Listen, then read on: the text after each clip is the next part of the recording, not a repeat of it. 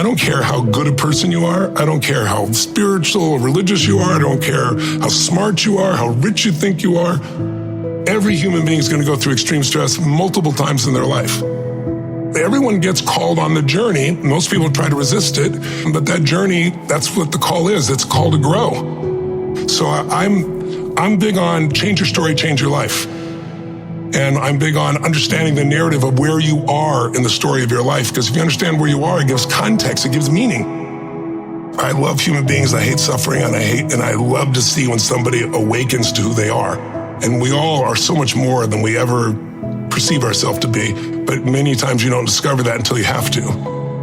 I like to try and show people how to do it so they have to wait till life hits them. Anything you can imagine, we're all gonna go through extreme stress in our lives, but how do you use stress or does stress use you?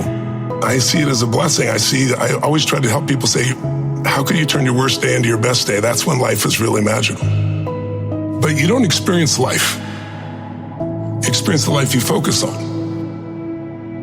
If you don't control your focus, you react. Is this the end or the beginning? Is this person dissing me? Are they challenging me? Are they coaching me? Are they loving me? And whatever meaning you give it produces emotion. And out of that emotion, you make the third decision, what am I gonna do? I hate suffering. I've suffered myself, and so I hate to see anybody suffer. And so I'm unbelievably driven to end suffering where I can, to help anyone do that, whether it be hunger or emotional hunger or depression or sadness or relationship. Or when you get to the point where your old strategy doesn't work enough and you have enough pain, you will search for something new. Change is never a matter of ability. It's always a matter of strong enough reasons, of motive. If you got strong enough reasons, you can do just about anything. But people got to find what that is for themselves, because if you succeed and you're not fulfilled, what do you got? So my passion is to help people be fulfilled, not just achieve. You're going to battle with internal things within you and external things. But if you keep going, you're going to eventually slay your dragons and you come out the hero of your own life, and you have something to share that isn't bullshit. It's not something you read somewhere. It's something you've lived. Something you want. And everybody can feel you've lived it, because it's a different level of ownership, And then, by the way, as soon as you do that, it happens again. You're called on another journey. You have a new level of challenge that you need to go on. It just never ends, but it makes life really, really beautiful. How can people who are always very hard on themselves learn to build up their self-esteem a little bit more? I don't know if self-esteem is the answer. I don't think it's bad to be hard on yourself, as long as you also celebrate when the victories happen. But so many people will tell you, I have poor self-esteem because when I was a kid, people said this to me and that to me. It's convenient that we remember those things and not the positive things that also occur, obviously. But I think it's more important is to realize that self-esteem is earned. It's only earned by you with yourself.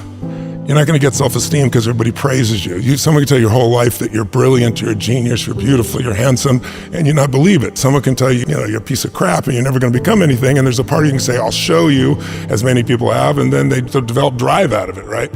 So it's really, self-esteem comes from doing incredibly difficult things where you pushed yourself. It's not virtue signaling, it's not telling people about it. It's what you know inside your soul is true. And the more you do things that are incredibly difficult, and especially things that are meaningful, meaning they're not just about yourself, the higher that esteem would be. I think the most important thing for self-esteem is to find something you care about more than yourself. If you find something you care about more than you won't be thinking about yourself all the time, and all your bullshit self-esteem just goes out the window. The real question is, what do you want? If you want an extraordinary life, my definition of that is life on your terms. Some people, it's 3 beautiful children, a white picket fence. Some people, it's building a multi-billion-dollar business. Somebody else, it's writing poetry. Instead of looking for somebody else, it's like, okay, what do you really want from your life? And aligning yourself with moving forward towards what you really want. If you can do that in a way that also you feel is serving others simultaneously, there's a sense of meaning in life that can't be replaced by self-esteem or praise or compliments or being nice to yourself. And I don't think it's bad to be tough on yourself. I'm pretty tough on myself, I'll be honest with you. Being overly tough on yourself usually comes by making comparisons that don't make sense. You're comparing to somebody else's life that has a totally different path, a totally different experience. We all develop in different stages and different things. We all want different things.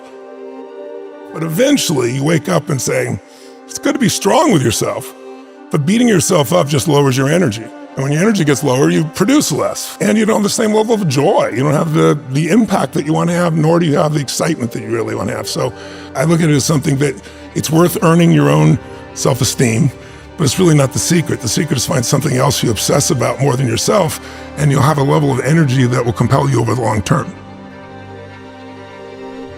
When I began with a fuel, which was like, I'm gonna show them, it was anger that drove me. I'm just gonna show you type of thing. But that fuel doesn't last. And then the next fuel that people tend to use is, I gotta succeed. But there's a little fear underneath that's driving them, which is like, what if I don't? Versus a knowing, it's like, if you give your all every day, your gifts will make room for you. And it's like having a knowingness that things are going to be fine. And then there's the next level, which is you start to know who you are, and you're not trying to prove it to yourself or other people. And you just want to help. It's the difference between what I would call push motivation and pull, right? Push is, I'm going to make this happen. And it takes tremendous willpower. And I know you have plenty of willpower, I do as well. But there's a limit to willpower, but there's no limit to pull. Pull is when there's something magnificent that you want to serve, something that you've got an obsession for, to create or to do or make happen. And that you don't lose that energy, you don't lose those components, and you're able to laugh and enjoy along the way. I think it's important to realize wherever focus goes, energy flows. It's corny, but it's true, right? In fact, maybe an easier way of saying it is, we don't experience life. None of us do. We experience the life we focus on. So in any moment, what's wrong is always available. So is what's right. So it's not about being positive. It's about being intelligent. You got to look at the impact of what you're believing. And you got to look at and say, where's my focus going? I can always be upset about something. I can always find something to be joyous or at least grateful for, which leads to joy. And I think it's learning to discipline your disappointments. Not allow them to grow and to move on and to use whatever life has given you. You can make some simple patterns and change your whole life. A focus. The minute you focus on something, your brain has to decide, what does it mean? And meaning is what creates emotion, and emotion is where your life is, right? And so the quality of your life is the quality of your emotions. We all have a pattern of focusing on what we have and at times on what's missing. Which one do you think most people spend more time focusing on, what they have or what's missing? You can engineer your life to have more happiness, but I think the real challenge is thinking so hardly about being taken seriously just represents your fears, right? It's like, I think spiritual development, when people talk about spiritual, not religious development, spiritual development is the level of comfort you can have with just being your real self. And I think that's not an easy task, because we all are trying to be something, but we already are that something we're trying to be. That doesn't mean you can't be better, but it's like accepting and appreciating what you really are, and instead of projecting, something else, takes a lot of pain out of your body, takes a lot of wasted energy out, it gets a lot of fears to just disappear. And I don't have an easy path for that. I think it's the hero's journey. I feel if I work my ass off, now I've done my part, okay, now come through me, let's do this, and it tends to flow.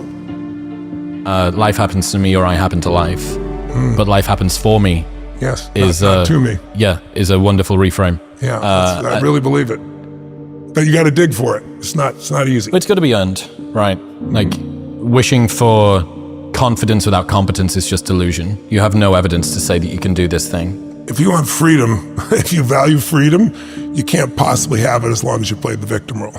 None of that makes you who you are. None of that controls where you are in your life. It's like, have you ever had something happen in your life that was horrible? I mean, it was painful. You'd never want to go through it again in a million years. You wouldn't want anybody else to go through it that you care about.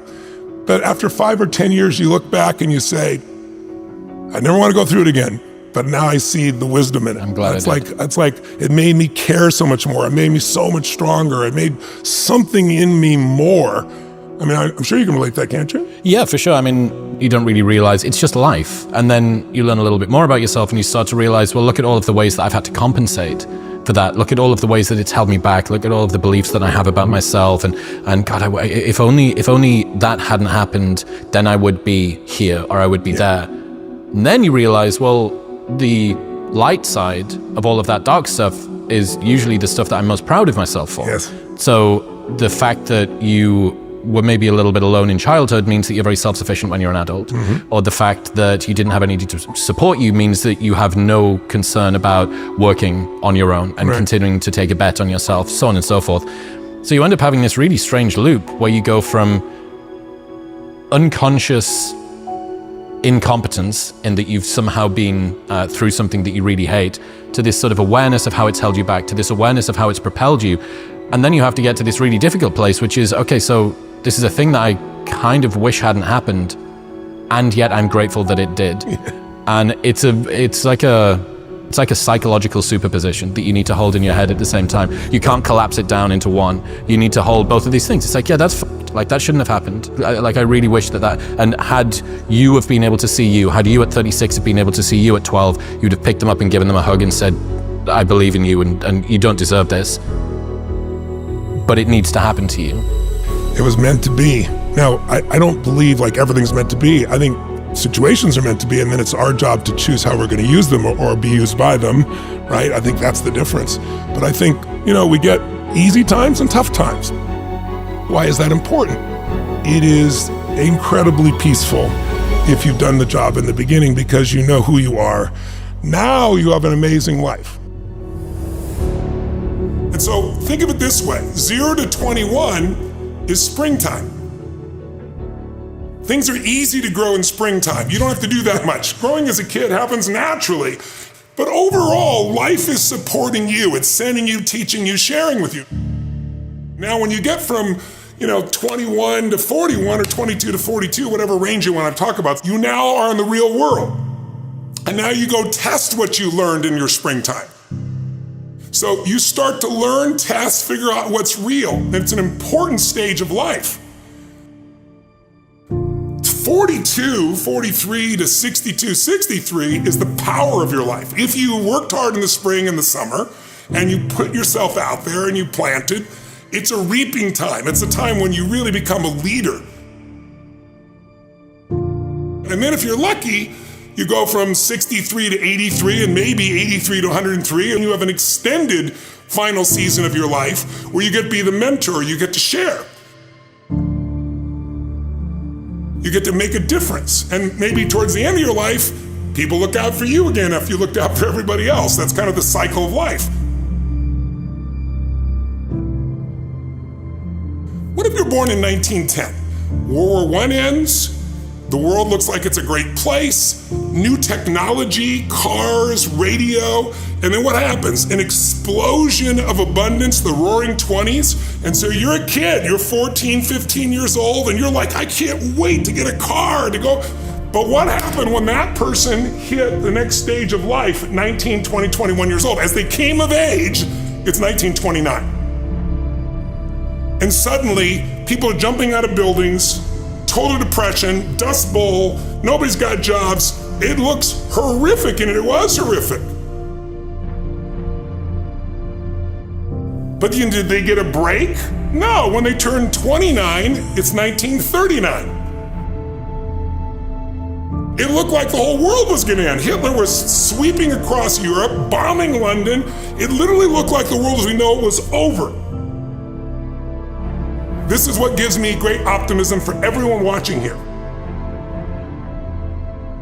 Winter's not forever. No pandemic lives forever. Everything changes and everything ends. And the good news about winter is it's always followed by springtime. What follows the night? The daytime. What a cool way to set it up if you were God or the universe. The first thing I do every single morning is I go in freezing cold water. And when you jump in, it never feels good to go in, but getting out, you feel incredible. But I do it for a different reason. I do it to train my brain to say, when I say now, it means now. When I say go, we go. I don't stand there because it's cold and go maybe in a minute when I'm ready. But I always do it because I've trained my brain. This is how we work. And if you train your brain to do that every single day, then it'll do it on the more difficult and important things in life. But the essence of it is, I change my body radically, and I do 3 things to make sure that my brain is primed. And what I mean by primed is, most people think their thoughts are their thoughts, Lewis, and you and I know better. Most people just don't understand that you are being primed all the time, and unless you prime yourself, you're gonna be primed by the environment. So I wanna take control of my brain, so I do 3 quick things. 1, I take 3 minutes of those 10 minutes, after I've changed my body, and I focus on 3 different events in my life that I'm grateful for. I usually pick 2 big ones and 1 small one. It could be as simple as a smile on my daughter's face, and it changes your biochemistry.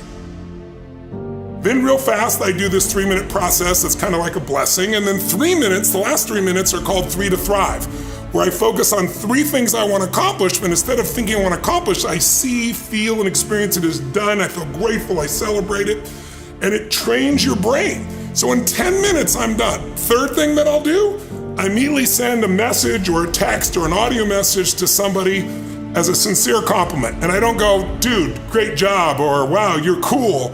I say, hey, listen, I saw you on Tuesday with those kids, and I saw you take that extra 20 minutes no one else did. And I just want you to know, I saw that, I thought that was incredible. So I'm always very specific so they know it's not just some positive thinking bullshit call, it's sincerely doing it. It makes me constantly look for the good in the people I work with. 4th thing I do is whatever I don't want to do, the most challenging part of the day. What's a story we all love? It's the comeback story. It's the comeback, it's the Rocky, it's that music where all of a sudden you step back up and you take control and rock. Good times create weak people.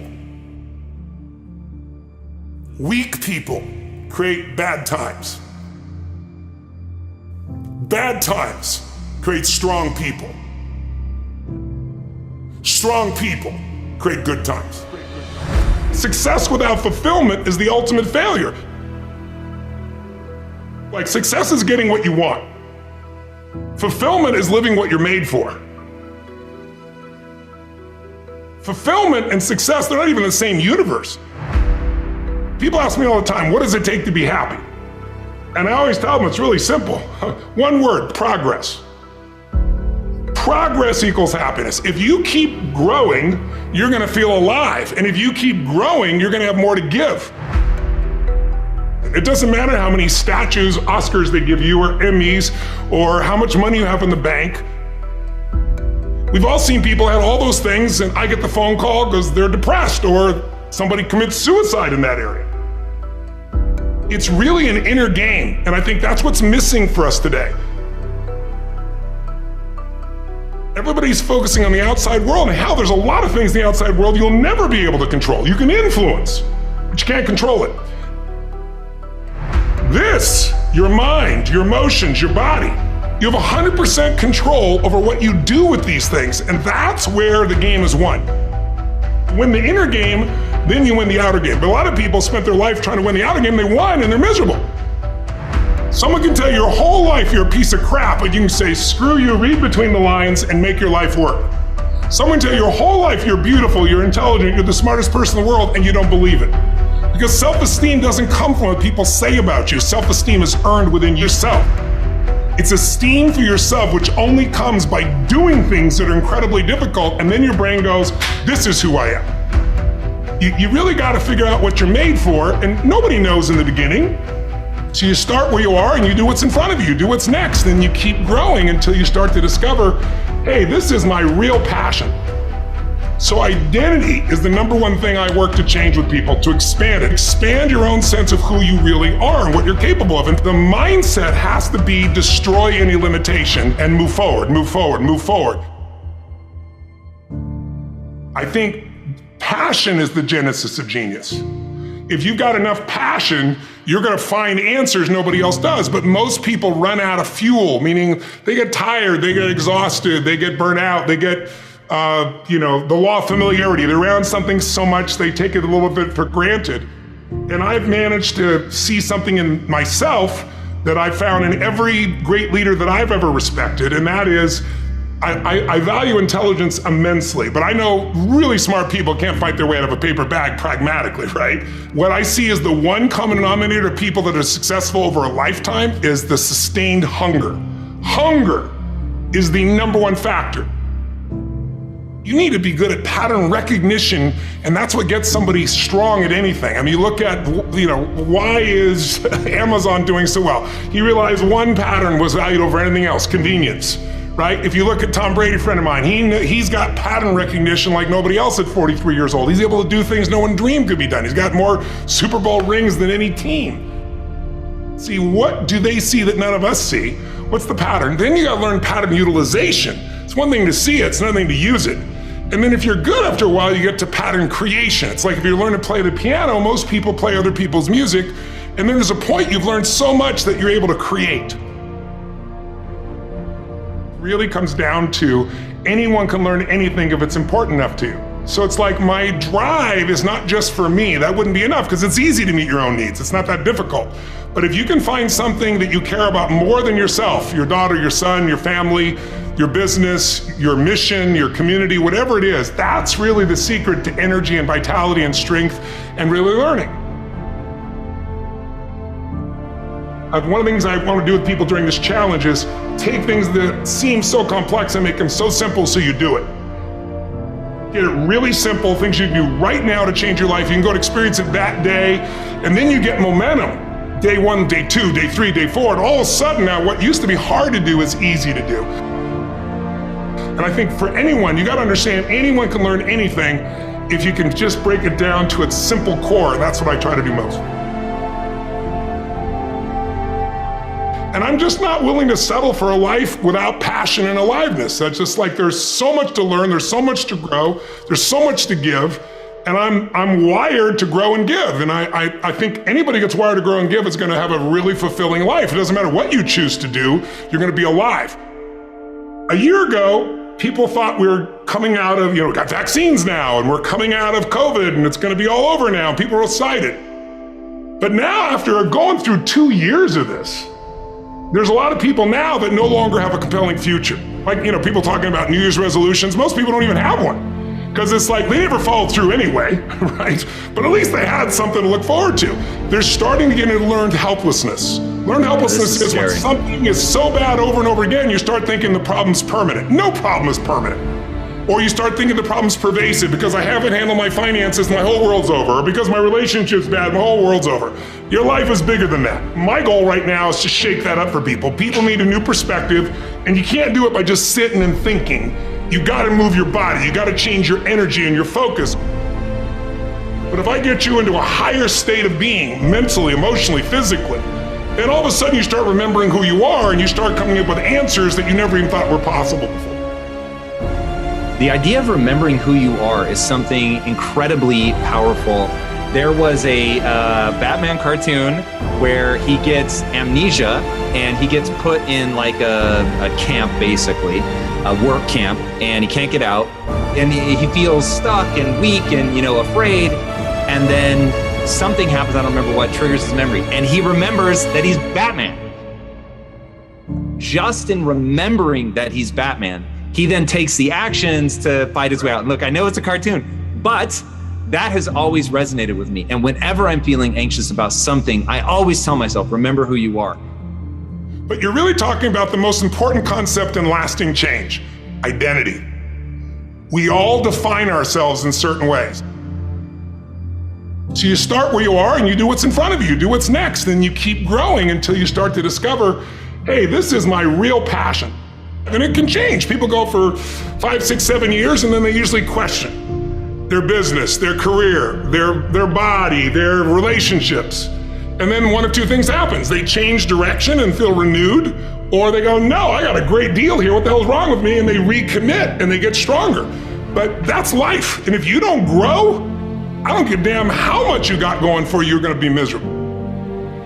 I think as early on I realized that, one of the things you have to understand about life is everything changes and everything ends. And that kind of sounds heavy on the front end, but it's a truth.